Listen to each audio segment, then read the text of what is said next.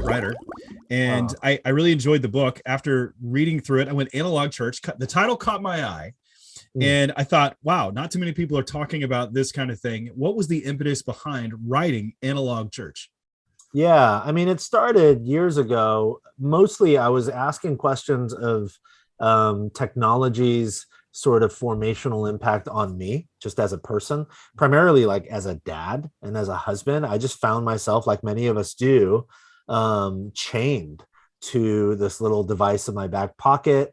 I'd be in the presence of the people I love most on the planet, and yet totally lost and immersed in this little digital device. So I started asking myself, like, what is happening? I mean, beyond just my own lack of discipline and implementing practices and disciplines to make sure that that didn't happen or to minimize that, I started just getting really curious about neurologically, how this was shaping my own desires. I mean, I was clearly addicted. And so I became fascinated with that whole thing. Like, how does, I know about addiction to alcohol and to drugs and pornography or whatever, but it was like, this seemingly benign thing like a phone. I was like, how am I addicted to this? And so I just started doing a lot of reading, a lot of having a lot of conversations with friends and with mentors about it.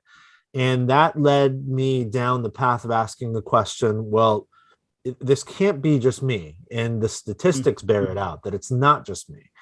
And it's lots of people. And then beyond that, as a pastor on staff at a church, I started looking around and realizing, oh, this is happening at sort of a communal ecclesiological level, that we're leaning hard and fast into all things digital because there's so many shiny new toys. And we were just kind of couching all of our digital proclivities ecclesiologically in the language of, reach and impact.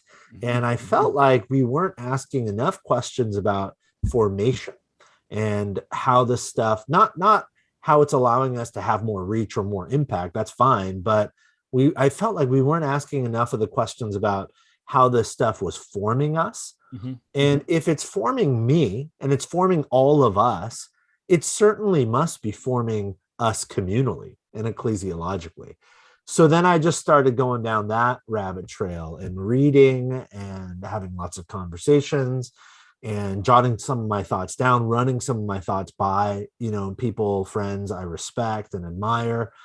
And then I realized as I was searching for content out there where I could sort of, think more deeply and broadly about this stuff, there was a lot being written about the impact of the digital age on us individually, and a lot being written about how it's impacting society as a whole.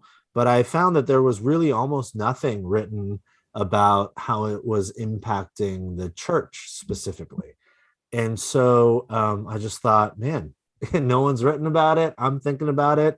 Maybe I'll write about it. And there you go.